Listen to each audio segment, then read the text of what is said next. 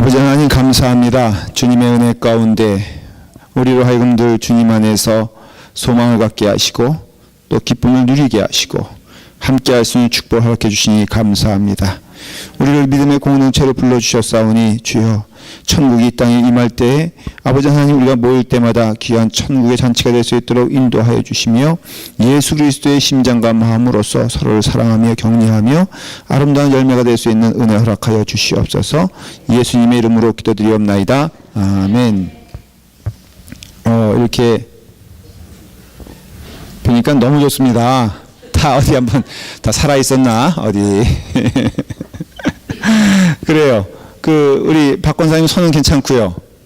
예, 손이 잘라졌다는 소문이 들어가지고 제가 맨 처음에 깜짝 놀랐어요. 그러니까는 이 바다 건너면 늘 소식이 하나씩 이렇게 부풀려지는데, 그래도 여러분들 보니까 너무너무 좋습니다. 우리 허집사님들 앞에 계시니까 너무 좋네요. 한 두 주뿐이 안 되는데 한 10년은 이렇게 헤어져 있다가 이렇게 만난 것 같은 마음은 저만이겠죠? 그래요? 그래요. 반갑습니다. 역시 떠나보니까는 제가 그래도 태고의 비밀도 몇 가지 가져왔고요. 저는 이광자 집사님이 박광자인 거 이번에 알았어요. 제가 대광교회 가서 집회했다 그랬잖아요. 그 이광자 집사님의 어릴 때 모교회가 대광교회였더라고요. 그래서 제가 설교하는 중에 우리 교회 이렇게 교인이 있는데 이광자라 그러니까는 세상에, 아니 모르는 게 아니라요, 이틀 동안 수백 명이 내려가지고 대체 이광자가 누구냐 이광자가 누구냐라는 것을 추적해가지고 거기 보니까요 친구도 있고요, 그 다음에 친척도 계시더라고요. 그래서 틀림없이 배시다, 배광자다, 어릴 때 그랬고, 제가 지금 박이라고 했어요. 제가 오늘 도착인 거 아시죠? 저희 형님하고 조금 전에 통화했어요. 그래서 이제 오클라호마에서 강의 중인데 저희 큰형님이 이게 언제 도착했냐, 그래서 오늘 도착했습니다. 그리고 저 말씀 준비하고 지금 이제 좀 이따 가서 말씀 전하러 갑니다. 그러니까 깜짝 놀라면서, 아니 오늘 도착했는데 어떻게 말씀을 전하냐고. 내가 이런 사람이라고. 그래서 지금 정신이 좀 무리죠. 그래도 얼마나 지금부터 뭐 이렇게 그래도 하여간에 제가 말씀 잘 전할 테니까는, 제가 박광자라고 했어요. 박씨인데 미국으로 시집 갔는데 이 씨한테 시집 갔고 아들 둘이란 거 다 알더라고요. 그리고 전화번호 달라고 그래서 제가 확인해보고 전화 주겠다 그랬어요. 함부로 주면 안 되잖아요, 전화번호. 혹시 옛날에 과거가 어떤지 어떻게 알아? 아무도 모르는 거라고. 전화번호 달라는 의도가 박광자 20만원 꾼 거 안 갖고 갔다고 생각해가지고 달라고 그러면 내가 곤란하잖아요. 그래서 제가 하여간 다 확인하고 그랬습니다. 하여간 들려오는, 요즘은 시대가 너무 좋은 게 카톡도 있고 그래가지고 여러분 성도들 가운데는 연락 주신 분들, 또 어렵고 힘든 일들, 또 제가 우리 백장희 목사님이 늘 수시로 연락해가지고 제가 여러분들과 함께 소식을 나눴습니다. 와보니까 정말 좋은 소식이 몇 가지가 있더라고요. 제 책상 위에. 첫째는 땅 문서가 왔어요, 저한테. 할렐루야.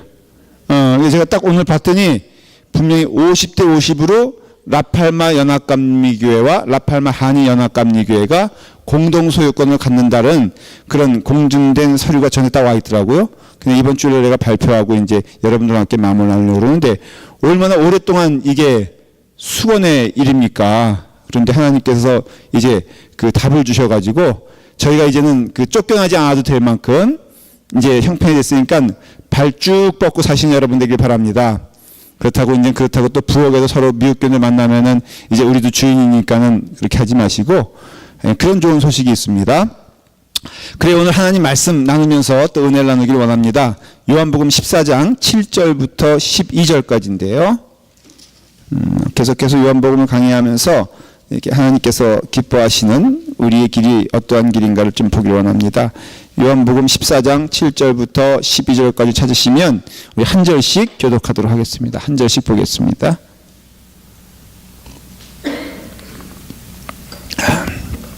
제가 먼저 시작하도록 하겠습니다. 읽습니다. 너희가 나를 알았더라면 내 아버지도 알았으리로다. 이제부터는 너희가 그를 알았고 또 보았느니라. 빌립이 이르되 주여 아버지를 우리에게 보여주옵소서. 그리하면 족하겠나이다. 예수께서 이르시되 빌립아 내가 이렇게 오래 너희와 함께 있으되 네가 나를 알지 못하느냐. 나를 본 자는 아버지를 보았거늘 어찌하여 아버지를 보이라 하느냐. 내가 아버지 안에 거하고 아버지는 내 안에 계신 것을 내가 믿지 아니하느냐. 내가 너희에게 이르는 말은 스스로 하는 것이 아니라 아버지께서 내 안에 계셔서 그의 일을 하시는 것이라. 내가 아버지 안에 거하고 아버지께서 내 안에 계심을 믿으라. 그렇지 못하겠거든 행하는 그 일로 말미암아 나를 믿으라. 내가 진실로 진실로 너희에게 이르노니 나를 믿는 자는 내가 하는 일을 그도 할 것이요 또한 그보다 큰 일도 하리니 이는 내가 아버지께로 감이라. 예. 스승보다 나은 제자 있다 이런 말이 있잖아요. 청출어람 이런 뜻이 바로 뭐냐면은 그 쪽나무에서 나온 물감이 쪽나무보다 더 쪽하다. 혹시 그런 거 들어보셨어요? 선문답 같잖아요. 그러니까 쪽나무에서 나온 게 오히려 더 쪽나무 같다. 뭐 그런 뜻이고 색깔도 그 본래 색보다 더 진한 그 색이다 하는 것처럼 바로 여기서 말씀하시는 게 뭡니까? 너희가 나보다 어떻다고요? 더한 일을 할 것이다. 더 크게 일할 것이다. 뭐 이런 뜻의 말씀인 것을 알 수가 있습니다. 대체 이 말씀이 무슨 뜻일까? 이거 생각해 보면요. 사실 굉장히 어려운 말씀이거든요. 그래서 오늘 이 말씀을 통해서 여러분들 피차에 좀 은혜를 받으려고 합니다. 믿음 생활은요. 가만히 뭐 분석할 것도 없어요. 믿음 생활은 하나님과의 관계와 예수 그리스도의 관계임을 알 수가 있습니다. 하나님 보고 믿고 따르는 거예요. 이게 믿음 생활입니다. 그러면 이 예수 그리스도 실제적 눈에 보이는 하나님이시잖아요. 그렇죠? 그래서 우리가 예수만 여러분 찬송 가운데 예수만 생각하여도 네? 내 마음이 좋거늘 주님을 배울 때에는 얼마나 좋을까 그렇게 말을 하잖아요. 그러니 우리가 예수님 안에서 늘 기쁘고 감사한 거예요. 믿음 생활의 핵심은요. 주님과 관계 있는 것을 알 수가 있어요. 이건 뭐 여기 이민교회건 제가 이번에 가서 집회한 교회들이고 한국계 모든 교회들 함께 그냥 아주 분명한 것은 하나님과의 관계가 형성이 되지 않으면은 믿음 생활은 있을 수가 없고요. 그리고 예수 그리스도를 통하여서는 실제적으로 그 예수님 그래서 우리가 그 하나님의 임재를 체험하는 것은 사실은 예수님을 통해서 체험하는 것이에요. 그래서 여러분들이 누구나 할 거 없어요. 예외가 없어요. 예수님과의 관계가 형성이 되지 않은 믿음은 없기 때문에 믿음 생활 잘한다는 것은 이 교회 안에서 공동체적으로 살아가는 모습이라 할지라도 철저히 하나님과 연결되어 있고 하나님과 관계가 되어 있냐 이것에 대한 질문과 답이 있으면 되는 거예요. 그 다음에 이제 직업도 다를 수 있고 성별도 다를 수 있고 나이도 다를 수 있고 모든 게 다를 수 있지만은 그러나 분명한 것은 예수 그리스도의 그런 관계가 분명히 형성되어 있을 때 이것이 믿음이잖아요. 그렇죠? 우리는 다 믿음이 있다고요. 그래서 무엇을 보느냐가 중요한 것이고요. 무엇을 따르느냐가 중요한 것이에요. 예수님 당시에도 바리새인들도 믿음이 있었어요. 누구에 대한 믿음입니까? 하나님에 대한 믿음? 아니요, 그렇지 않죠. 궁극적으로는 자기들에 대한 믿음이 있었던 거예요.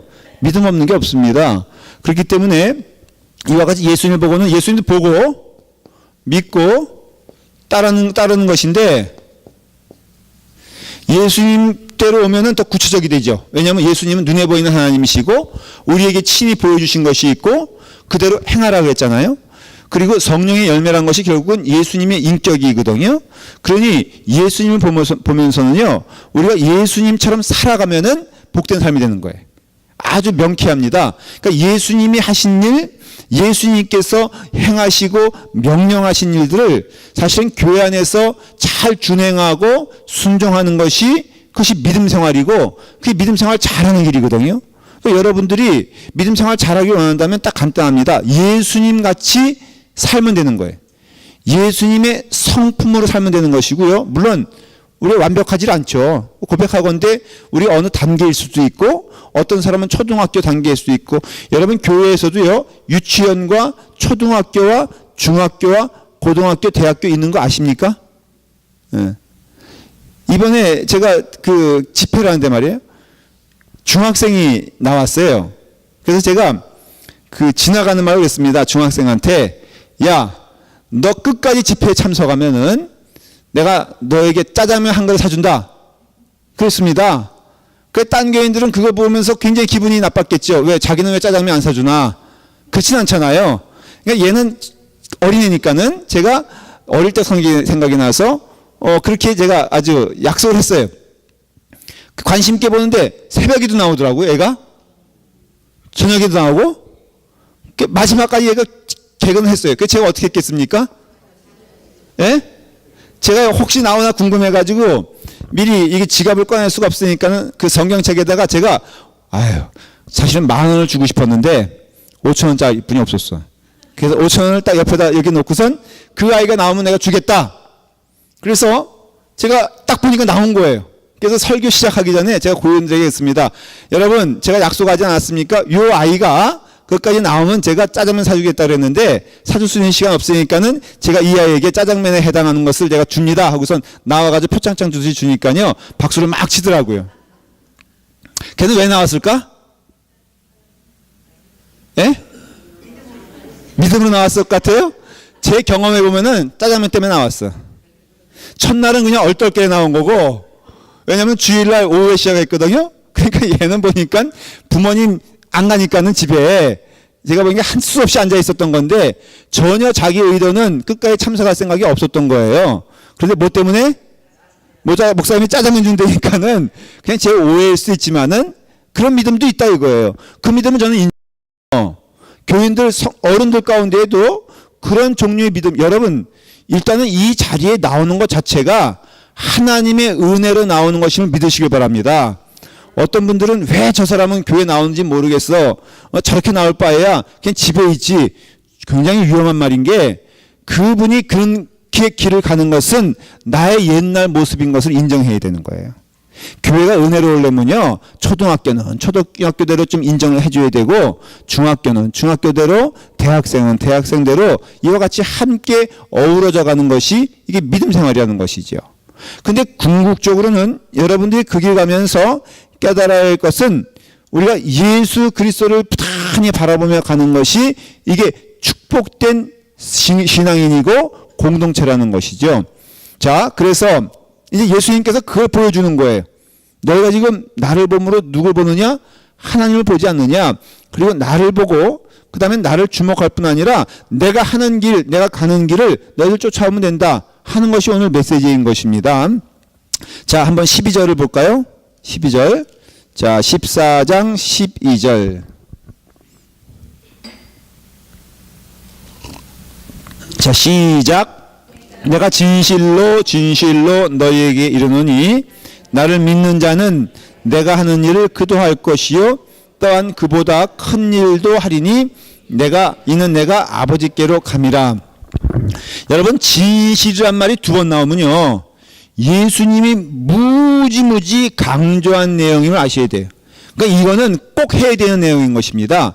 꼭 해야 되는데 이 말씀을 보면요, 이런 패턴이에요. 첫째는 우리가 하나님의 은혜로 이 자리에 있는 것이에요. 그렇죠? 그래서 은혜가 풍성하기 때문에 일단은 우리의 삶이 시작되는 겁니다. 어릴 때 사랑을 많이 받아본 사람이 커서도 사랑을 할 수 있죠. 그게 사실입니다. 은혜를 많이 받아본 사람이 은혜를 나눌 수 있는 거예요. 믿음 생활은 하나님의 은혜로 시작된 것인데, 그 다음에 우리는 그것을 뭐예요? 믿잖아요. 그렇죠? 우리는 믿음을 뭐 여태까지 설명해 왔기 때문에 길게 설명하지 않겠어요. 그러나 하나님이 계신 것과 하나님이 죄 용서하심을 믿는 믿음이 우리를 이 자리에 있게 하는 것이죠. 그러면은 이제 구원받았잖아요. 그러면은 구원을 받았으면 그 다음에는 성화의 삶을 살아야 되잖아요. 이 부분이 늘 우리가 굉장히 주목하는 부분이에요. 이제는 우리가 구원받았으니까 성화의 삶을 사는데 성화의 삶은 착하게 사는 것이 아니라 그러니까 성화의 삶은 선행의 삶이 아니에요. 오해하면 안 돼요. 성화의 삶은 우리의 인격이 뭐 훌륭해지는 것도 아니에요. 그게 아니라 성화의 삶은 예수 그리스도를 닮아가는 삶이고, 두 번째는 예수님이 명하신 것을 하는 삶이 성화의 삶이에요. 물론 그 가운데에는 착한 것도 있죠. 그 가운데에는 선행도 있죠. 그 가운데에는 거룩한 거 있지만은 아주 분명한 것은 성화의 삶은 예수님 믿고 가는 것과 예수님을 따라가는 삶인데, 그것은 예수 그리스도의 삶이 우리 가운데 임하여져서 그게 작은 예수가 됐던 십자가의 길이 됐던 어쨌든 주님 가신 그 길을 우리도 똑같이 가는 것이 바로 믿음 생활이라는 것이에요. 근데 오늘은 놀라웠게도 야 너희가 알아야 될 것이 있다. 그것은 뭐냐면은 너희가 이제는 내가 한 일보다 더 큰 일을 하게 될 것이다 라는 것이에요. 여러분 이것을 믿으십니까? 네. 우리가 정말 예수님께서 말씀하시는 것, 너희의 삶을 통하여서 나보다 더 큰 일을 하게 되는 것이 어떠한 일인가를 아는 것이 굉장히 중요하다는 것이에요. 자, 먼저 우리가 좀 8절을 좀 봐요. 같이. 자, 8절을 보면은 시작. 빌립이 이르되 주여 아버지를 우리에게 보여주옵소서, 그리하면 족하겠나이다. 자, 지금 빌립의 소원이 결국은 그 제자들의 소원도 되고 그 당시의 사람들의 소원이 되는데, 이 사람들이 갖는 소망이 하나님을 보는 거였어요. 근데 문제는 하나님을 보면요 죽어요. 지금 이 빌립과 이런 사람들이 뭐를 자기들이 원하는 건지도 모르는 거예요. 하나님을 보면 죽는다는 것은 출애굽기 33장 20절에 이렇게 돼 있어요. 또 이르시되 내가 내 얼굴을 보지 못하리니 나를 보고는 살 자가 없느니라. 지금 이 이야기가, 오늘 주된 이야기가 내 예수님께서 나의 제자들은 더 나보다 큰 일을 할 것이라 라는 것을 말씀해 주시면서 처음에 스토리가 어떻게 되냐면은 빌립이 하나님을 봤으면 좋겠습니다 라고 할 때 하나님이 보여지냐 안 보여지냐, 지금 계시냐 안 계시냐, 우리 가운데 거하시냐 거하지 않냐를 지금 설명해 주는 거예요 예수님께서. 근데 예수님의 말씀 전에 일단 깨달아야 할 것은 그때 그 죄인들이 하나님을 보면 죽었어요. 그러니까 하나님은 결국은 나타날 수가 있다 없다? 없었죠. 그렇지만은 성경을 보면요 하나님께서 나타나시기를 기뻐하는 것을 볼 수가 있어요. 로마서 1장 20절에 보면은 제가 쭉 읽을게요. 그냥 창세로부터 그의 보이지 아니하는 것들 곧 그의 영원하신 능력과 신성이 그가 만드신 모든 만물에 분명히 보여 알려졌나니 그러므로 그들이 핑계하지 못할지니라. 이게 진짜 재밌는 말인 게, 하나님을 보면은 죽는다 그랬는데 하나님께서는 하나님의 모습이 인간들에게 보여지기를 원하셨어요. 모순 같죠? 이거는 뭘 말하냐면 그만큼 하나님의 마음이 우리 가운데 오기를 원하셨다는 것을 알 수가 있어요. 우리가 하나님을 찾아가는 것이 아니라 하나님이 우리에게 오신다는 것이죠. 그래서 나타난 계시를 교리적으로 뭐라 하냐면 일반 계시라 그런 거예요. 하나님의 흔적을 곳곳에 심어준 것이죠. 우리는 그래서 자연을 보면서도 하나님을 알 수 있는 축복을 주신 것이 거기에 누가 계시기 때문에, 하나님이 임재하시기 때문에 이렇게 이해를 하는 거예요. 그래서 하나님께서 분명히 이 땅에 오신 것이 맞는데 문제는 이것으로서는 하나님을 온전히 볼 수가 없는 거예요. 왜냐하면은 인간의 하나님에 대한 마음이 표출돼서 나오는 것이 미신 숭배거든요. 이게 그러니까 어쨌든 간에 신을 숭배하잖아요. 그러니까 인간은 자연적으로 놔둬도 어떤 마음을 갖게 되면요, 영적인 존재이기 때문에 영혼에 대한 갈급함이 있어요. 그 증거가 여러분 보십시오. 인간에게만 있는 유일한 것이, 인간은 등 따숩고 배부르면 행복합니까? 예? 여러분 한번 여러분, 이게 나는 이제부터 돼지 같은 인생이다. 뭐 스스로 한번 자학하는 마음으로 생각해 보십시다. 육신적으로 모든 것이 해결되면 행복해요? 아니에요? 원숭이가 우리 할아버지잖아요. 그렇죠? 여러분 그거 믿으시죠? 안 믿어요? 원숭이가 등 따숩고 배부르면 행복합니까? 예? 국회의사님 확신하세요? 할아버지 할머니인데. 맞아요. 원숭이가 우리와 분명히 틀린 이유가, 이거는 다윈인가 그 아저씨가 전혀 못 보는 거예요. 원숭이는요, 등 따숩고 배부르면은 행복해요. 그게 동물과 인간을 나누는 경계선이에요. 물론, 동물에게도 감정이 있다. 그거는요, 성경적으로 봐도 감정과 영혼은 틀린 것임을 알 수 있어요. 뜨거워. 이것은요, 영혼의 문제가 아니라 뭐예요? 감정의 문제라고요. 더워. 하고 해서 그늘을 피해가는 것도 이것은 감정의 문제지, 이것은 영혼의 문제가 아니라고요. 영혼은 우리가 생각하는 상식과는 다른 길을 가. 예를 들어서 부자 가는 것처럼 내가 이제는 곡식도 많이 저장해 놨고 나는 육신적으로 모든 것이 해결됐고 그러니까 나는 이게 등 따숩고 배부르면 행복하겠다라고 하지만은 그의 영혼을 주관하시는 하나님께서 그 영혼을 데려가시면은 너가 정말 행복하겠느냐라고 물어보는 것처럼 우리도 솔직히 경험되어지는 거지만 우리는 마치 그것이 있으면은 행복할 거라고 생각하는 것을 향하여서 추구하잖아요. 한국에 제가 요즘은 카톡도 있지만은 밴드에 보면은 여러 이게 동기, 저는 감리교 신학대학이면 감리교 신학대학 동기들이 하나 만들어가지고 이게 쭉 이렇게 쭉 하는데 거기에 가끔 읽어보면 재밌는 글이 나와요.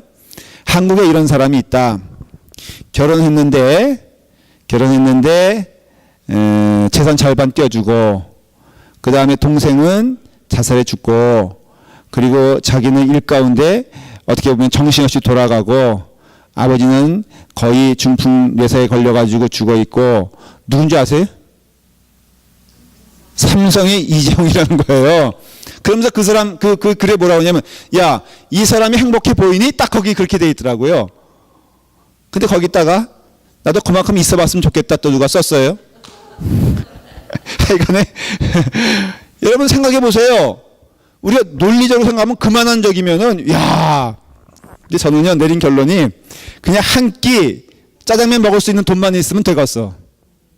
그 이상까지는 필요 없는 것 같아. 근데 맞는 얘기잖아요. 그 사람만큼 행복의 조건을 가진 사람이 누구나 다 불나방처럼 그 사람처럼 되고 싶어 하겠지. 안 그러겠습니까? 얼마야 대체? 만약에 그 사람이 그 돈으로 짜장면 사 먹으면 몇 년 먹을 수 있어? 난 기준이 그거니까는. 죽을 때까지요? 권사님 지금 저거 쪼크 하시는 겁니까? 그 사람은 먹어도 아마도 몇백만 년? 몇백만 년? 아니 모르겠어요. 제가 감이 안 오는데 행복하냐고 물어보는데 딱 우리가 느낌이 오잖아요. 그거 뭐가 행복해? 예? 사실은 일에 지금 치여 있죠. 가정 완전히 뽀개졌죠. 동생은 이거 어느 가정을 지금 평가절하하는 것도 아니고 그냥 그 사람이 많은 사람들 보기에 저 사람처럼 되면은 하는 마음이 있는 그런 마음이 있길래 예를 든 건데 근데 그 사람 보면요 행복하지 않은 것은 이게 육적인 것이 다 완성이 돼도 절대 행복하지 않은 것이 인간이라는 것이에요. 오히려 더 불행해지는 것을 볼 수가 있어요. 그러니 우리가 깨달아야 할 것은요 이와 같이 우리의 삶을 통하여서 하나님을 주실 수 있는 통로를 하나님이 주신 거예요. 그래서 영혼을 주신 거라고요. 그런데 늘 우리는 그것이 불발탄처럼 미신 섬기고 나무 섬기고 아니면 또 자기 자식도 섬기고요. 어떤 때는 자기 명예도 섬기고 별거 다 섬기지만은 어쨌든 간에 우리는 행복하지 않지만은 하나님을 찾으려고 하는 욕구가 우리 가운데 있다는 것은 하나님이 주어주신 성품이라 이거예요. 그 말의 뜻은 하나님께서는 이 땅에 이 세계에 함께 하시길 기뻐하시고 간섭하시길 기뻐하시고 참여하시길 기뻐하시고 우리 사람들이 하나님의 자녀로서 삶으로서 하나님을 따라가는 것을 기뻐하는 것은 맞는 얘기라는 것이죠. 근데 이것은 뭐라고요? 꺾인 안테나처럼 늘 불발탄인 것을 알 수가 있어요. 그런데 하나님께서는 분명하게 거기서 끝나지 않으시고 인간이 불발탄되거나 아니면 딴 길 가는 것을 용납하지 아니하시고 끝까지 사랑하시되 오셨으니 그 다음에 히브리서 1장 1절을 보면요. 옛적의 선지자들을 통하여서 여러 부분과 여러 모양으로 우리 조상들에게 말씀하신 하나님이 이 모든 날 마지막에는 아들을 통하여 우리에게 말씀하셨으니 이 아들을 만유의 상속자로 세우시고 그로 말미암아 모든 세계를 지으셨느니라 그랬잖아요. 그러니 하나님께서 이 땅에 오셔서 가장 분명한 계시로 주어진 것이 누구냐면은 예수 그리스도. 우리는 계시란 말을 잘못 사용하면 안 되는 게 하나님의 계시는 무엇입니까? 물어보면은 어젯밤 꿈에 나타났어. 이게 계시가 아니에요. 성경에서 말하는. 오늘 내가 신령한 환상을 봤어. 이것 아니에요. 계시는요 그게 아니라 분명한 하나님 임재의 증거니 그 증거의 마지막은 오직 누구냐면은 예수님이다. 이거 예수님. 그래서 하나님의 계시는 누굽니까? 무엇입니까? 라고 물어보면은 예수 그리스도시요. 우리는 예수 그리스도 안에서 모든 것을 볼 수가 있어요. 그래서 우리의 신앙의 집중이 어디로 되어 있냐면요. 예수님께 되어 있어야지만이 그 영혼이 온전한 길을 갈 수 있어요. 그건 저도 마찬가지예요. 제가 어떤 길을 가든지 무엇을 하든지 어떤 상황이든지 하나 놓치지 말아야 할 것은요. 예수 그리스도가 나의 중심이 된다는 사실을 잊으면 안 돼요. 예수님을 집중하는 것에 대하여 딴 길을 보면 안 돼요. 여기에 모든 답이 있고 여기에 모든 시작이 있는 거예요. 여러분들의 신앙생활도 믿음 생활 잘하겠다? 아니 그냥 믿음의 공동체 생활에서 예수님이 그 심장 안에 없다면요. 다른 것들은 대단히 무익해지는 것을 기억하셔야 됩니다. 한국이나 미국이나 똑같은 일들이 많은데 이번에 집회 갔던 교회 목사님과 대화하면서 이제 장로님들 이렇게 나와서 기도하는데 보통 한국은 재단이 이렇게 돼 있고 여기 본재단이 있고 그렇더라고요. 그래서 여기까지는 평신도들이 못 올라오는 거예요. 한국은요. 그게 엄하더라고. 여러분들은 좋은 교회 사시는지 믿으시기 바랍니다. 한국은요. 여기가 딱 경계선이 있어. 일단은 올라갈 때도 슬리퍼 신고 올라가. 야, 그것도요. 이렇게 슬리퍼도 컬러가 틀리더라고. 담임 목사님 컬러가 틀리고 안에 되게 복잡해. 그래서 제가 딱 이제 설교하러 올라가는데 슬리퍼가 딱 있는데 하나는 복스럽고 털이 이렇게 수다피 같은 거 이런 것이 밍크피 같은 거 이런 게 달려 있고 나머지는 다 평민 슬리퍼요. 제가 어떤 걸 신어야 돼? 예? 제가 담임 목사는 아니잖아. 그래서 내가 너무 당황한 거예요. 딱 이제 담임 목사님 뒤에 쫓아오고 내가 이제 설교하러 올라가는데 수다피가 하나 있고 나머지는 다 평민적이라서 내가 뭘 신고 올라가야지 결례가 안 되는가. 괜히 수다피 신었다가 뒤에 담임 목사님 이거 내 거예요 그러면 얼마나 창피해. 그래서 제가 뭘 신었게? 내가 또 지혜는 있어가지고 바보 같은 짓을 했어. 한 발은 수달피 신고요. 왜? 일단은 찔러봐야 될 거 아니에요. 남들 보면 바보 같은 짓이지만은 저 나름대로는 제가 머리가 얼마나 좋아. 그쵸? 잔머리에 또 여왕 아니야 내가. 잔머리의 킹. 그래서 제가 진짜로 일부러 한쪽은 평민 슬리퍼 신고 한쪽은 수달피 신었더니 담임 목사님이 급히 목사님 이거 신으셔야 됩니다. 근데 수달피를 주더라고. 그래서 안심하고 제가 수달피를 이제 신고 올라갔어요. 그러니까는 얼마나 경건의 그런 개념이요. 우리 한국 교회는 이민교회랑 틀려요. 그래서 여기도 못 올라가, 목사도 그냥 못 올라가. 뭐 신고 올라가야 돼? 슬리퍼, 스레빠 신고 올라가야 돼. 그러니까는 장로님들이 여기서 이제 기도해야 되는데, 말썽이 난 것 같아요. 본인이 자기가 수석이라고 생각하는데 아무도 인정해주지 않는 분이 계시대요.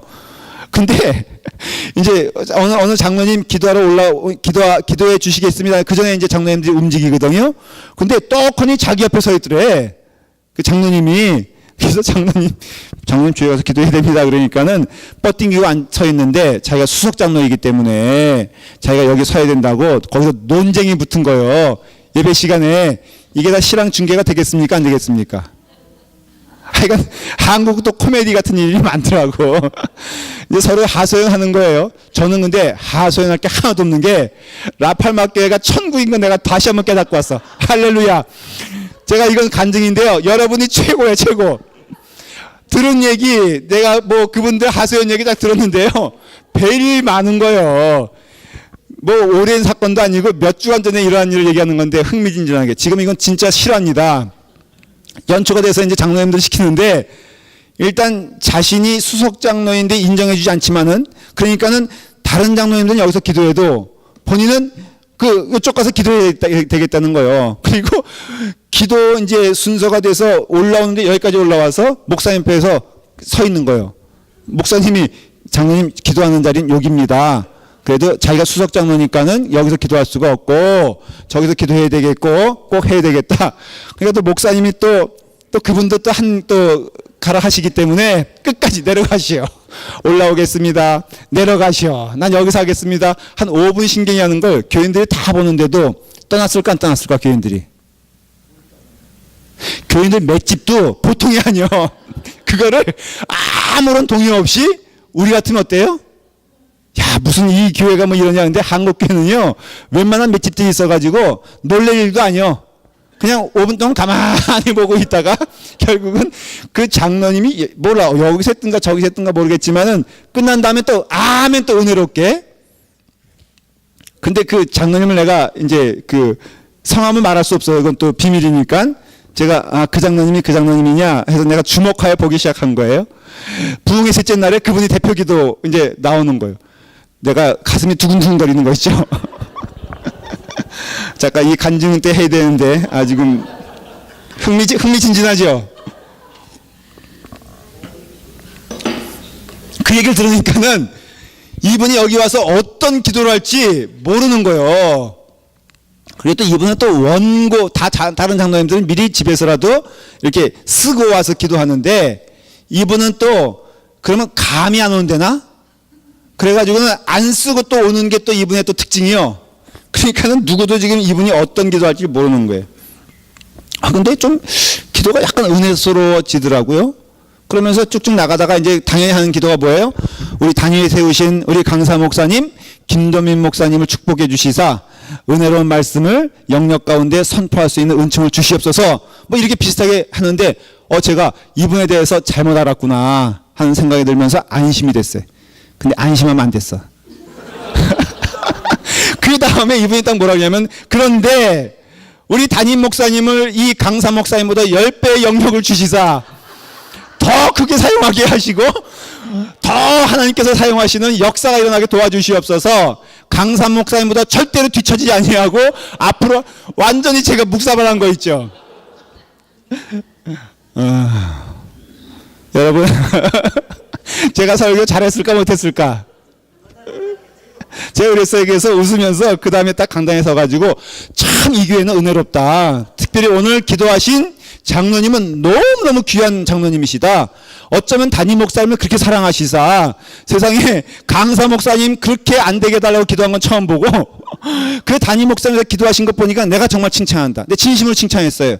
내가 아주 기쁜 마음으로 설교하는데 우리 담임 목사님께서 크게 사용되어져서 저보다도 큰 목사님, 저는 조그만 목사니까는 되게 해주실 걸 믿습니다. 장로님 너무 잘하셨습니다. 그랬더니 머리를 또 긁자구자 긁더라고요.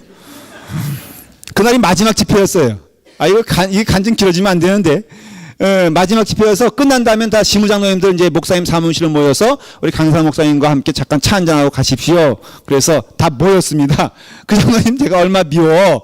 그래서 제가 딱 보고 그랬죠. 장로님 너무너무 은혜롭게 하셨어요. 어쩜 그런 기도 전 처음 들어보는데 참 잘하셨고 장로님 그대로 믿고 이제는 앞으로 믿음 생활 잘 하시길 바랍니다. 그랬더니 고개를 끄적끄적 이렇게 하면서 자기가 전혀 그럴 의도가 없이 교회, 그러니까 기도 잔에 올라갔는데 자기가 어떻게 그렇게 기도했는지 모르겠노라고. 그래서 내가 그랬죠. 성령 받아서 그런 겁니다. 그러니까 장로님 앞으로 성령 받은 대로 그대로 행하시길 바랍니다. 딱 그리고선 왔어요.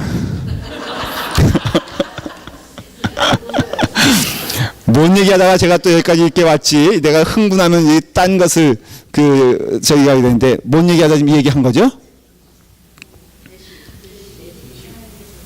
하나님의 계시하고 얘기하고 무슨 상관이지? 아 맞아, 성령의 계시 얘기하다 그랬구나. 이 장로님이 본 것도 계시요. 맞아요, 틀려요? 봤지. 자기 목사님이 담임 목사님이 훌륭하게 될 것이라는 거. 근데 그분이요 감독님하고 온 교단에 편지 썼다는 거 아닙니까? 이런 목사가 없다 그러면서 이런 엉터리 목사가 없다고. 그건 말할 수가 없어요. 제가 지금 이름 안 말한 것마다 얼마나 다행인지 몰라요. 아니 근데 우리 교회가요 정말 제가 보면서 진짜 감사하다. 그리고 또 하나는 교회가 다 그런 거구나. 그러니까는 우리가 가는 길 확신 가지고 그냥 꾸준히 가야 되는 것이지, 여러분 딴 길 보지 말라는 거예요. 근데 제가 마음이 안타까운 건 그 얘기 하려고 그랬어요. 자꾸 예수님이 왜 딴 걸로 변질이 된다는 거예요. 변질이 된다는 거. 이게 문제인 거예요. 사실 그런 해프닝이 다 뭐냐면요, 내가 교회에 이 정도 위치는 있어야지 우리 똑같이 고민하는 거 아닙니까? 그래서 한국교회나 의인교회 똑같은 현상이에요. 내가 이 정도에서 이 위치니까는 남들이 알아주지 않은 수석장로라 이거예요. 수석장로 제도가 감리교회는 참 희미하거든요. 그런데 이런 것들이 왜 자꾸만 이렇게 몰입되냐면요, 그 10년 가운데 예수님 만날 수 있는 찬스를 놓친 거예요, 사실은. 전 그렇게 생각을 해요. 그분에게 하나님의 은혜가 임하여서 왔겠죠. 세례받을 때 그냥 받았겠어요?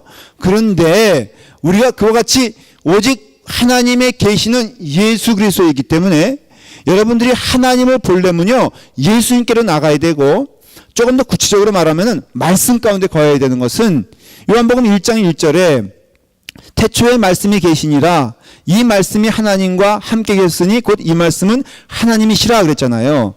그러니 말씀 가운데 있고, 이제 빌립이 그러면 주님을 하나님을 좀 보여주세요 라고 할 때 예수님께서 말씀하셨어요. 예수께서 이르시되 빌립아, 내가 이렇게 오래 너희와 함께 있으되 내가 나를 알지 못하느냐?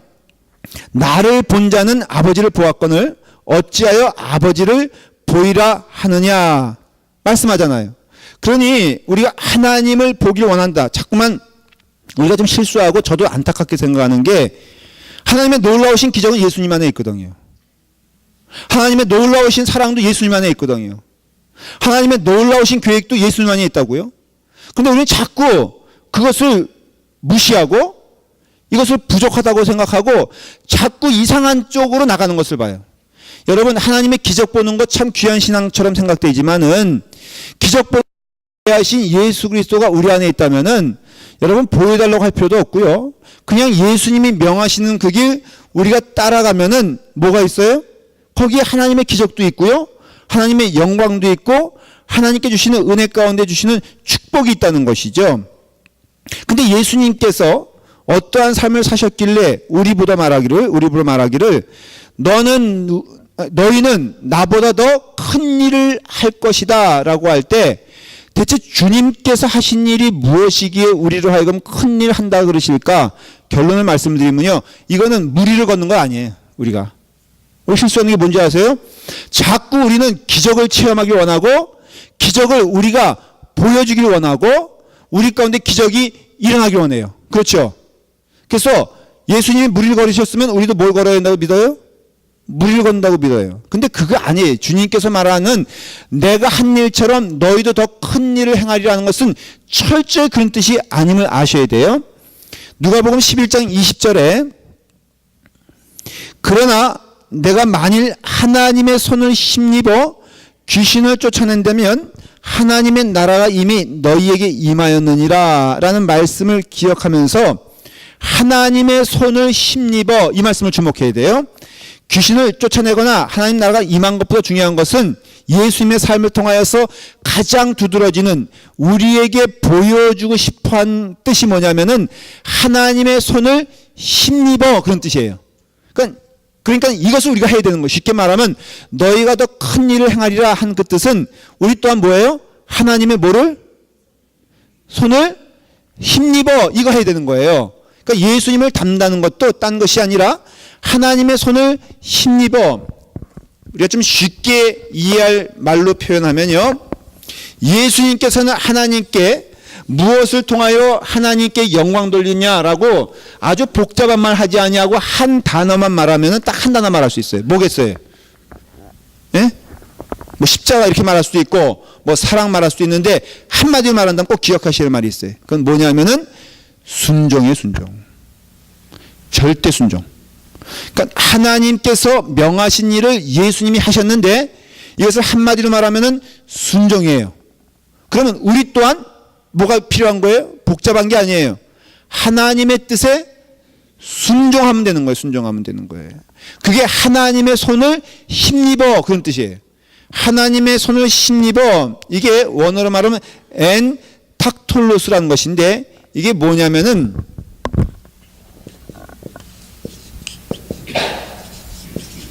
이런 뜻이에요. 손가락 안에 어떤 이런 일이 벌어질 수 있을까? 어떻게? 손가락 안에 집어넣는 삶 하면은 하나님께서 그것을 설명해 주기 위해서 기가 막힌 발명품을 우리에게 주셨는데 고무장갑이요. 고무장갑. 그게 바로 이 뜻이 정확히 뭐냐면은 고무장갑을 연상하면 되는 거예요. 고무장갑. 자, 여러분 고무장갑 있죠? 그렇죠? 여러분 고무장갑 있으면은 우리가 이렇게 고무장갑을 남자가 설거지합니다. 그러면 접시 깼다고 생각해 보세요. 아내가 고무장갑을 혼냅니까? 아니면 그 손을 혼냅니까? 예? 그러니까 주체가 어디예요? 고무장갑이에요? 아니면 손이에요? 손이죠. 그렇죠? 하는 일의 주체는 고무장갑이에요? 아니면 손이에요? 손이죠. 마찬가지예요. 예수님은 표현하는 게 나는 하나님의 뭐라고요? 고무장갑이란 거예요. 고무장갑. 쉽게 말하면. 그러니까는 예수님도 뜻이 있다 없다? 없는 거예요. 오직 하나님의 뜻을 따라 사용되어지는 것이죠. 그러니까는 우리는 그저 고무장갑이 된다는 것은 여러분 접시 깬 것은 고무장갑이에요? 손이에요? 라고 물어보면은 손인 것처럼 하나님의 역사에 동참하는 우리는 그저 하나님께서 손길 가는 대로 하나님께서 원하시는 대로 하나님께서 기뻐하시는 일을 하는 것이 믿음 생활이라는 거예요. 결국 그러니까는 하나님께 맡겨진 자의 삶은요, 아주 좀 극단적으로 말하면 책임이 누구한테 있어요? 나한테 있어요? 하나님께 있어요? 예? 나한테 있어요? 하나님께 있어요? 요것도 두 패로 갈라졌어요. 자, 우리가 믿음 안에서 최선을 다할 수 있는데 결과는 사람들 보기에 최선이 아닐 수 있죠. 순수한 마음을 했어요. 근데 내가 그 일을 뭐 능력이 부족됐든 뭐가 됐든 간에 열매가 없어요. 그러면은 내가 하나님의 뜻에 온전히 그것을 감당했는데 열매가 없다면은 우리는 때로는 사람들에게 어떤 평가를 받든지 하나님께는 어떤 평가를 받는지 모르는 거예요. 하나님의 축복의 평가를 받겠죠. 자, 그 한국의 양화진에 가면요 선교사님들 묘지가 있다 그랬죠. 거기 보면은 20살 때 갓 결혼해 가지고 남편과 아이와 평양으로 선교를 온 여자 의사 간호사 이야기들이 있어요. 꽤 돼요. 근데 그 사람들 이렇게 보면요 여기 와서 풍토병 때문에 남편이 죽습니다. 그리고 아이가 죽어요.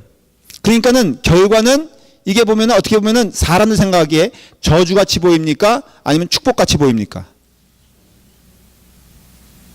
근데 그 부모가 텍사스에 있단 말이죠. 텍사스에서 부모님 편지를 보냅니다. 야, 너 거기 있는 것은 하나님의 뜻이 아닌 것 같으니 너는 거기서 나와라. 그래서 우리와 같이 살자.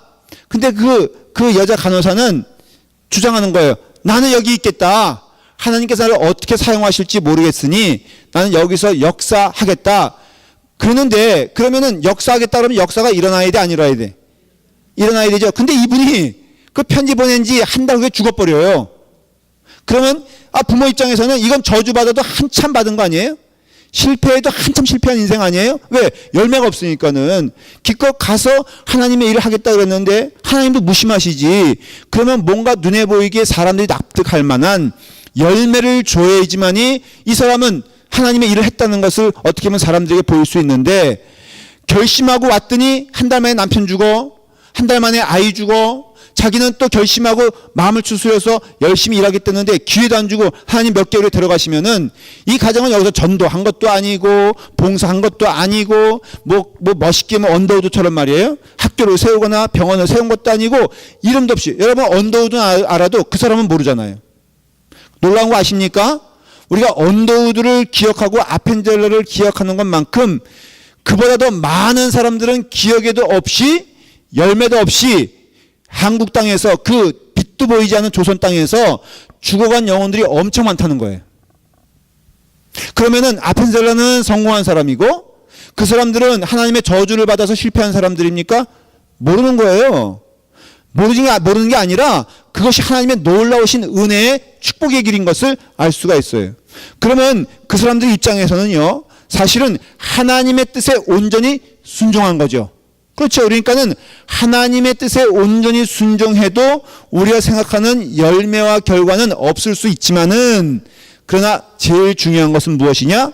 하나님의 고무장갑이 되어서 하나님께서 가라는 것에 하나님께서 기뻐하시는 그 자리에 여러분 있는 것이 하나님의 축복인 줄 믿어야 한다는 것이에요. 저는 이번에 다 와서 보니까 제 처지가 너무너무 서글픈 거예요. 일단 수살피가 없어. 구두가 있어요? 권사님 사준 것도 아니잖아요, 이거. 자, 여러분 되게 웃겨요. 저보러 우리 친구 목사들이 한마디 딱 하는 게, 야, 너 이민교회 가서 참 고생이다, 그런 얘기 하더라고요. 내가 뭐 고생한다 그랬어, 우리 교회 나쁘다 그랬어, 우리 교회 좋다 그러는데도 한마디로 이민교회니까 얼마나 고생스럽겠느냐. 그리고요, 거기는 교인들이요, 목사님 그림자도 안 밟으려 그래. 근데 우리는 그림자커녕. 응? 근데 여러분, 제가 오히려 깨닫고 온 것이 뭔 줄 알아요? 이 교회가 하나님 허락하신 천국의 교회라는 걸 확신하고 왔어요. 제가 그래서요, 여기서 뼈를 묻으려고 열심히 지금부터 기도하고 있어요. 여러분들도 같이 약속해야 돼. 뼈 묻어야 돼, 안 묻어야 돼? 이제부터 우리 교회는요, 들어오는 건 자유고 나가는 거는 자유 아니야. 이 교회가 가장 최선의 교회인 줄 믿고, 이민교회 약점이 뭐예요? 뿌리가 없다는 건데, 거기 보니까요, 2대를 걸쳐서 장로가 된 분도 있고요. 한국교회는 그게 부럽더라고. 한 교회 안에서 그 자리에서 그냥, 그러니까는 우리 광자 씨도 다 알잖아. 뿌리가 있으니까. 근데 이민교회 약점인데, 전 라팔마 교회에서는요, 그거 정말로 이겼으면 좋겠어. 이제 들어왔으니까 나갈 수 있어, 없어? 응, 없죠? 우리 권사님도 못 나가. 권사님은 나갈 것도 아닐 것 같고, 허집사님도 나가시면 안 되고. 네, 그래요? 제가 허집사님이요, 제가 이건 그 광고인데 얘기해도 되나? 제가 있는 동안에 호텔을 그것도 힐튼 호텔, 제가 3일 동안 묵었어요. 갔더니요, 딱 그 직원이 저를 이상하게 에스코트하면서 가더라고요. 들어보기 자꾸만 권상에 앞서가지 마세요. 예고편 자꾸만 얘기하면 재미없어. 방에 딱 들어갔더니 과일 박스가 딱 있는 거예요. 그래서 내가 뭣도 모르고 가봤어야지, 힐튼을. 그래서 내가 직원한테, 아니 이 호텔은 다 이걸 이렇게 누구 그 손님에게 다 그 좀 더 주냐 그랬더니 이 사람이 씩 웃더니, 아마 손님은 VIP 같습니다, 딱 그러더라고요. 야, 그래가지고요, 제가 전화만 하면 달려오고요. 그러더니 딱 메시지가 왔어. 그 고모님께서 보길 원하시는데 시간 있으시냐? 나 시간 없다 그랬지. 바쁘니까, 나 바쁜 사람이니까는 내가 미안한데, 식사를 꼭 하시자는 거예요. 그래서 내가 내가 바쁜 사람이기 때문에 그럴 시간은 못 내준다 그랬더니 객실까지 찾아온 거 있지. 야, 제가 나가면요, 그 직원들이 90도 각도로 절하고 막 그래. 허집사님이 그렇게 하셨어요. 자, 그러니까 여러분들, 이게 우린 고무장갑이에요. 저는 그것을 더욱더 믿어요. 하나님의 고무장갑이 여기 라팔마교에 있는 걸 저는 확신하고 왔기 때문에 한국에 가서 보고 듣고 한 것 별로 부럽지도 않거니와. 그리고 원래 여러분 서울지가 행복해요, 시골지가 행복해? 시골지가 행복하더라고. 그 서울, 쥐가 아니고 그 목사님들이지만은 저는요, LA가 훨씬 더 좋은 걸 제가 깨닫고 왔어요.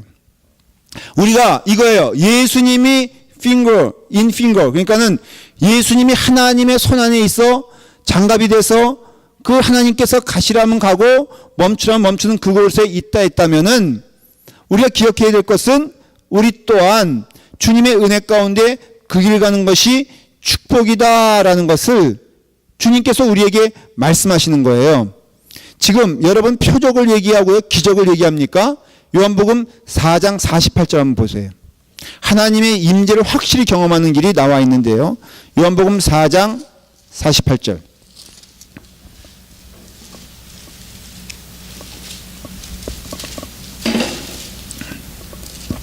자, 시작. 시대 너희는 표적과 기사를 보지 못하면 도무지 믿지 아니하니라. 그렇게 돼 있어요. 그러니까는 사람들이 믿고자 하는 그 방법이 뭐냐면은 기적 보여주고 확신 보여주고 우리가 믿을 만한 것을 보여주면은 우리 믿음을 잘 키울 수 있겠다라고 생각하지만은 예수님께서 하신 말씀이 기적 보고 표적 보고 놀라운 것을 본 사람 가운데 믿음 생활 잘한 사람이 있느냐? 나와보라 그래봐 라고 할 때 아무도 없는 거예요. 보니까는 5,000명 먹이는 기적의 현장에 있던 사람들 다 도망갔죠. 그렇죠? 사실은 예수님의 기적을 본 사람들, 그 다음에 경험한 사람들 가운데 제대로 예수님 쫓아간 사람은 없습니다. 출애굽에서도 보면은 홍해를 가르고 그 다음에 메추라기를 먹고 만나를 먹고 하나님의 놀라운 임재를 경험한 사람들인데도 예수님 잘 믿고 하나님 잘 믿고 간 사람들이 있다 없다? 없는 것을 볼 수가 있어요. 그래서 여러분들이 기억하셔야 될 것은요, 우리가 믿는다는 것은 기적을 믿는 것이 아니고요, 기적을 체험하는 것이 아니라 우리 가운데 예수 그리스도께서 하신 말씀을 믿으면은 그 믿음대로 된다고 주님께서 말씀하셨어요. 이거는 어려운 이야기죠. 왜냐하면 여러분들 이해가 다 안 될 거예요. 아니, 보고 믿는 게 낫지. 그 다음에 경험하고 믿는 게 낫지. 우리가 주님께서 그와 같이 하셨다 그래서, 말하셨다 그래서 그냥 그 말을 믿는 것이 대체 어떠한 것인가? 우리가 좀 봐야지 믿는 것이고, 그리고 우리가 경험해야지 믿는 것인데, 우리가 경험하지 못한 것, 우리가 보지 못한 것, 이것을 우리가 믿을 수가 있는가라고 했을 때 가만히 우리의 삶을 살펴보면요, 사실은 너무나 중요한 것은 다 보지 못하고 믿어지는 것들이에요. 사실은 사랑이란 게 그렇고요, 그렇잖아요. 여러분들 부모님의 사랑이란 것도 우리가 사실은 봐서 믿는 게 아니라 그 부모님께서 그분이 하신 말씀이기 때문에 믿어지는 거잖아요. 그러니까 영적으로 우리가 어느 시점에서 하나님을 믿고 예수님을 믿는 것 가운데 예수님께서 하신 말씀이 믿어지고 그대로 믿고 나아가면은 이루어지는 것을 볼 수가 있어요. 그 성경은 그것을 요구하는 거예요. 그래서 너희가 본 거로 믿느냐? 보지 아니하고 믿는 것이 복되다 그랬어요. 오늘도 여러분들은 본 거로 믿는 것이 아니라 말씀을 통해서 또 이와 같이 깨달음을 통해서 믿는데, 이 믿음의 약속대로 나아가면은 하나님께서는 우리가 보고 믿는 것보다, 우리가 체험하고 믿는 것보다 더 큰 은혜를 하나님이 주신다고 약속해 주셨어요. 마태복음 12장 40절을 보세요. 마태복음 12장 40절이에요. 자, 다 같이 읽겠습니다. 우리 마태복음 12장 40절. 아주 중요한 말씀을 우리에게 하고 있어요. 자, 시작. 요나가 밤낮 사흘 동안 큰 물고기 뱃속에 있었던 것 같이 인자도 밤낮 사흘 동안 땅속에 있느니라. 근데 마태복음 12장 38절에는 서기관과 바리새인 중 몇 사람이 말하되 선생님이시여 우리에게 표적 보여주시기를 원하나이다. 그럴 때 이 악한 세대가 표적을 구하고 음란한 세대가 표적을 구한다 그랬어요. 잘 보십시오. 악하고 음란하다 그랬어요. 자, 이 세대가 세상의 세대입니까? 아니면 교회의 세대입니까? 이거는요, 소위 우리로 말하면 예수님을 믿는다는 사람들 가운데 이렇게 말할 수도 있고요. 그 당시에는 이 악하고 음란한 세대는 정확히 누가 가르치냐면은 바리새인들, 서기관들, 제사장들, 성전 안에 있었던 사람들 가르치는 거예요. 소위 하나님을 사모한다 그러고 하나님을 찾는다 그러고 하나님을 믿는다는 사람들 가운데 말해주는 거예요. 근데 이 사람들이 추구하고 이 사람들이 보고자 하는 것이 뭐냐면은 눈에 보이는 결과 있잖아요. 하나님 믿으면 이런 거, 하나님 믿으면 이런 기적, 여러 가지 것들. 오늘날 우리의 믿음이 실패되는 것이 뭐냐면요, 표적을 구하고 이적을 구하고 열매를 구하기 때문에 그래요. 여러분들을 만족해 하는 것들이 어디 가서 뭐 이상한 체험을 하고 또 기적을 체험하고, 흔히 하는 얘기, 주차장 갔어요. 하나님, 꼭 하나님 주차장 문에서, 마켓 문에서 가장 가까운 곳에 자리 하나 주시길 바랍니다. 기도하면은 이루어진다고 얘기한 사람 있죠?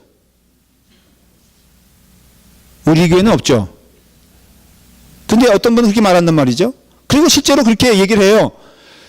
정말요, 목사님, 저는요, 기도할 때마다 그렇게 이루어지더라고요. 저는 매일매일 하나님을 체험하며 이렇게 갑니다. 근데 그 사람의 삶이 별로 부자가 아니더라고. 그런 하나님의 놀라운 체험이면은 기도한 대로 이루어져야지. 그건 뭘 말하냐면은, 여러분 속지 마십시오. 진짜 그런 이적적인 일들은요, 결국은 어떻게 보면 우연히 맞을 수도 있어요. 그렇지만은 결국에는요, 그런 것들이 하나님께 영광 돌리지 못하는 태도가 되는 거예요. 한국에 12월 달에 전쟁 난다 그래가지고 갑자기 사라진 사람들이 있대요. 그 사람들이 미국에 한 전도사가 한국 가서 얘기해가지고 글이 퍼지기 시작했대요. 12월 달에 몇 날 며칠에 전쟁이 일어납니다. 그랬더니 전쟁이 일어났어, 안 일어났어? 안 일어났어요. 그랬더니 이미 전쟁은 시작됐습니다. 땅굴이 뚫려 있습니다. 그래가지고는 지금 땅굴 열심히 찾는다 그러죠. 사람들이 자꾸 그것에 의지하다 보니까는 그것에 대한 근거로서 자꾸 그런 기적들이 나타나야 돼. 그러니까는 거짓 영들이 나타나는 거예요. 때로는 하나님께서 급한 역사하셔가지고 일이 일어날 수 있어요. 맞아요. 근데 여러분, 그것이 하나님의 역사고 그렇지 않은 것이 하나님의 역사라고 믿으면 안 된다는 거예요. 악한 세대와 또한 음란한 세대가 이런 눈에 보이는 표적을 구하지, 참으로 하나님을 사모하며 예수 그리스도를 믿는 자들은 오직 한 가지 기적만 보게 되는데, 요나가 밤낮 사흘 뱃속에 묻혀 있었던 것, 안에 있던 것을 그 표적으로 본다는 것이죠. 이건 뭘 말하는 줄 알아요? 예수 그리스도의 십자가의 은혜를 보는 거예요. 여러분, 기적은요, 십자가에 다 있음을 믿으시길 바랍니다. 십자가 안에서 하나님의 온전한 사랑이 있고요, 십자가 안에서 죽은 자를 살리는 하나님의 능력이 있고요, 죄 용서가 십자가상에 있고, 부활의 사건을 3일 동안에 통하여서 우리가 죽지 아니하고 영생에 이른다는 약속을 주셨기 때문에, 이와 같이 그런 약속 가운데 거하가는 우리는 오직 기적을 구하고 표적을 구하는 것은 그것이 아니라, 하나님의 뜻이 이 땅에 이루어지고 하나님의 말씀이 이루어지는데 우리가 우리의 삶을 통하여 그 일 하라고 명하신 것을 알 수가 있어요. 자, 결론을 내리도록 하겠습니다. 사도행전을 한번 보세요. 사도행전 2장 41절.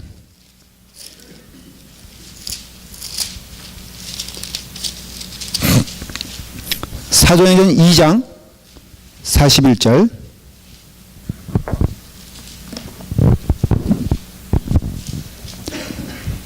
자, 읽겠습니다. 시작. 그 말을 받은 사람들은 세례를 받음에 이날에 신도의 수가 3,000이나 더하더라. 사도행전 4장 4절.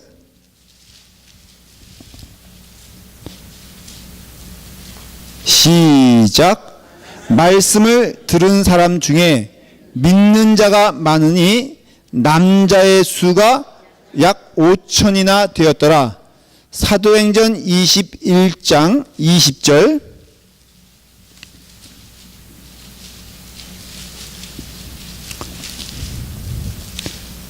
시작. 그들이 듣고 하나님께 영광을 돌리고 바울더러 이르되, 형제여 그대도 보는 바에 유대인 중에 믿는 자 수만 명이 있으니 다 율법의 열성을 가진 자라. 여러분, 이게 우리가 느끼지 못한 거 말씀을 드릴게요. 맨 처음엔 몇 명이었어요? 3천. 그 다음엔 5천. 근데 요거는 언제나 성경에서는요, 이 숫자를 얘기할 때는 남자만 계산을 해요. 그런데 그 당시에 여성 성도가 더 많았을까 적었을까? 그거는 확신할 수 없지만은 적어도 남자와 동등한 숫자는 이상일 것이다. 이렇게 추측들을 합니다. 그러니 하루에 몇 명? 6천 명 이상. 여러분 생각해 보세요. 초대교회 당시에 우리는 그냥 뭐 전도 열심히 했지 이거지만 한 번 말씀을 전할 때 제자들이 가서 선포하니까는 몇 명이? 그래서 이 예루살렘 교회의 규모가 얼마인지 우리는 상상이 되지 않아요. 다만 여기 모여있는 사람이 막 6월절에도 전도가 되고 그래가지고 이 숫자들이 다 어디로 퍼졌을 것이다? 사방으로 퍼졌을 것이라는 걸 추측을 해. 그러니까는 자 물어볼게요. 예수님 몇 명 전도했어? 예수님 몇 명 전도했어요? 예? 12명? 일단 한 명 빼야지. 11명. 그것도 예수님은 실패한 목회자야 아니야? 왜냐면 다 도망가 버렸잖아. 그렇죠? 베드로와 제자들이 말씀 전하니까 몇 명이 왔어? 근데 거기서 끝난 것이 아니고 누가 성공했어요? 예? 베드로가 성공했어? 예수님이 성공했어? 여러분 객관적인 평가를 내리면은 예수님은 실패한 목회자예요. 명함도 못 내밀어. 아마 그 당시에 그럴 일 없겠지만 예수님과 베드로를 청빙위원회에서 청빙한다 그러면 누구 청빙했을 것 같아? 뻔하다고요. 이 뜻이에요, 이 뜻. 근데 거기에는 철저히 뭘로 시작된 거냐? 예수님의 전적인 순종을 통해서 시작된 거예요. 그리고 하나님의 놀라우신 역사는 기적을 통해서 일어나는 거 아니에요. 여러분, 내게 은과 금은 없지만은 나사렛 예수의 이름을 명하노니 일어나라 하는 그것만 보니까는 그래. 이런 기적이 있으니까는 수많은 사람이 왔지. 그게 아니고요. 예수 그리스도의 인격으로 그들의 삶이 이 땅을 두려워하지 아니하고 세상의 권세를 두려워하지 아니하고 세상과 싸우면서도 얼굴은 천사같이 돼 있고 세상의 가치관을 따르지 않는데도 그들은 부유한 삶을 살았으며 세상의 법칙을 따르지 않는데도 그들은 영광된 삶을 살았다는 것을 보여주는 내용이라 이거예요. 이것이 바로 너희가 더 큰 일을 하리라. 물 건너는 큰 일을 하는 것도 아니고 아니면 만나 갖다 주는 큰 일을 하는 것도 아니고 죽은 사람 이렇게 세우는 큰 일을 하는 것이 아니라 이와 같이 예수님이 가신 십자가의 길 이걸 말하는 거예요. 내가 고무장갑이 되어 하나님의 뜻에 순종한 것은 요나가 뱃속에서 4일 있었던 것이다. 그건 뭘 말하는 거예요? 우리가 생각하는 눈에 띄는 기적을 말하는 것도 아니고 무리를 걷는 놀라운 것을 말하는 것이 아니라 십자가에 순종하시되 죽기까지 순종하시는 그 순종을 통하여서 하나님 역사가 일어난 것처럼 너희도 그럼 가야 될 길이 뭐냐? 순종의 길이라는 거예요. 순종의 길. 그러니까 우리 교회 안에서 가장 기적이 일어나는 일은 순종이에요. 순종. 여러분 우리가 이제는 부단히 저는 더욱더 이와 같이 잠시 두 주를 교회를 비고 오니까는 마음 가운데 더 결심하고 깨닫게 되는 것은 우리가 주님의 뜻에 순종하는 목사가 되고 순종하는 교인들 되어야 되겠구나. 어떤 눈에 보이는 기적과 표적이 아니라 하나님 뜻에 우리가 온전히 순종하고 각각의 맡겨진 순서와 그 역할에 있어서 그걸 감당하게 되었을 때 하나님이 우리 교회를 부흥시켜 줄 것을 믿어요. 저는 이것이 이 지역에서 우리가 가장 분명히 고백해야지고 해야 될 일이라고 믿고 저는 여러분들 수준이 상관없어요. 초등학교도 있고 중학교도 있고 고등학교도 있고 또 한국 가서 얘기 들어보니까는 우리 교회가 가장 수준 있는 교회라는 걸 깨닫고요. 여러분 마음껏 그냥 수준대로 하시기 바랍니다. 또 이번 주 지나가면 또 누가 또 사고 칠지 모르겠지만 그것도 사랑스럽고 감사하고 여러분들도 좀 그거 여유 있게 바라보면서 목사님 무슨 교회가 이래요 그러지 말고 그냥 안아주면서 내가 안 하면 되잖아. 그렇죠? 그래서 우리가 이와 같은 하나님의 일, 예수님의 일을 순종하는 마음으로 감당하게 되었을 때 너희가 나보다 더 큰 일을 하는 자이고 이와 같이 한 명 한 명이 그 일을 하게 되었을 때 하나님의 약속된 역사와 은혜가 이 땅에 선포되어지고 우리는 부지런히 라팔마 지역에서 라팔마 교회가 나비짓 날개짓을 하면서 이 일을 열심히 하게 되었을 때 하나님이 우리를 축복해 주실 것을 믿습니다. 이 일을 열심히 하는 우리가 되자고 기도하는 거예요. 자, 우리 기도하기 원합니다. 기도할 때 제가 좀 도전이 되는 것은 우리가 소리 질러 기도하는 그것을 우리가 강조하기보다도 좀 열심히 기도했으면 좋겠어요. 우리가 좀 목소리를 높여가지고 그냥 이렇게 속삭이지 말고 하나님, 우리 교회를 하나님께서 함께 하시고 열매 맺는 우리가 될 수 있도록 인도하여 주시옵소서. 우리 다 같이 함께 기도하고 제가 마무리 기도하겠습니다. 아버지 하나님 감사합니다. 주님의 은혜 가운데 우리를 불러주시고 인도하여 주셔서 하나님의 은혜가 우리 교회 가운데 넘치게 해주시니 감사합니다. 성령의 역사가 우리 가운데 임하는 그런 교회 될 수 있도록 인도하여 주시옵소서.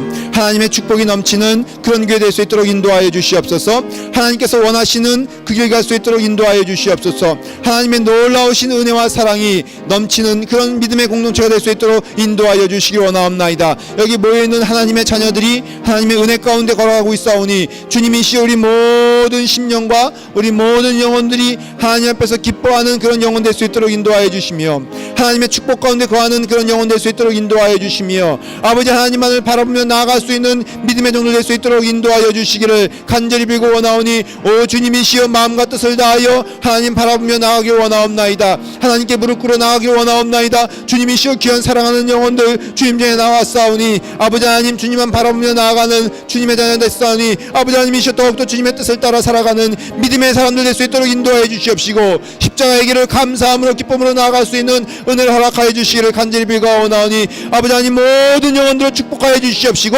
하나님만 바라보며 나갈 수 있는 믿음의 종들 될 수 있도록 인도하여 주시기 원하옵나이다. 아버지 하나님 성령님께서 인도하신 대로 나아가는 주님의 백성 될 수 있도록 주님 도와주시옵소서. 하나님의 은혜가 넘치는 그런 라팔마 교회가 될 수 있도록 인도하여 주시옵소서. 거룩한 은혜가 넘치는 그런 교회가 될 수 있도록 인도하여 주시옵시고 서로 섬기며 사랑하며 마음을 나누는 축복의 종들 될 수 있도록 인도하여 주시기를 원하오니 아버지 하나님 이제는 사나 죽으나 주님만을 바라보며 나아가길 원하옵나이다. 주여 우리를 붙잡아 주시고 인도하여 주셔서 하나님의 놀라우신 은혜가 넘치는 그런 축복된 믿음의 공동체가 될 수 있도록 인도하여 주시옵소서.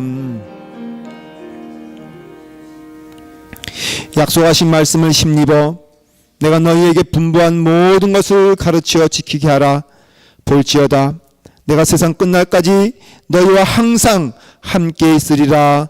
약속하신 그 말씀, 오늘 이 시간 우리가 이제는 절대적으로 순종하여 주님의 뜻을 따라 살기를 원하옵나이다. 아버지 하나님, 주님의 말씀에 순종하고 믿고 나아갈 때 하나님의 놀라우신 은혜와 임재와 이끄심을 저희가 고백하고 체험하게 될 것을 믿사옵나이다. 허락하신 교회를 통하여 하나님의 일꾼 되게 하여 주시옵시고 허락하신 가정을 통하여서 하나님의 사명을 잘 감당할 수 있도록 이끌어 주시옵소서. 우리가 이 땅에 살면서 이제는 나의 뜻이 아닌 하나님의 뜻이 이 땅에 이루어지는 것을 기뻐하며 감사한 저희 될 수 있도록 인도해 주시옵소서. 영광을 추구하거나 나의 이름이 높여지는 것을 기뻐하지 아니하고 하나님의 뜻을 따라서 교회 안에서 섬김의 본이 되게 하시며 또한 우리가 십자가를 지고 그 감당하면서 주님에게 갈 수 있는 축복된 주님의 자녀들 될 수 있도록 인도해 주시옵소서. 예수님의 이름으로 축복하여 기도하옵나이다. 아멘.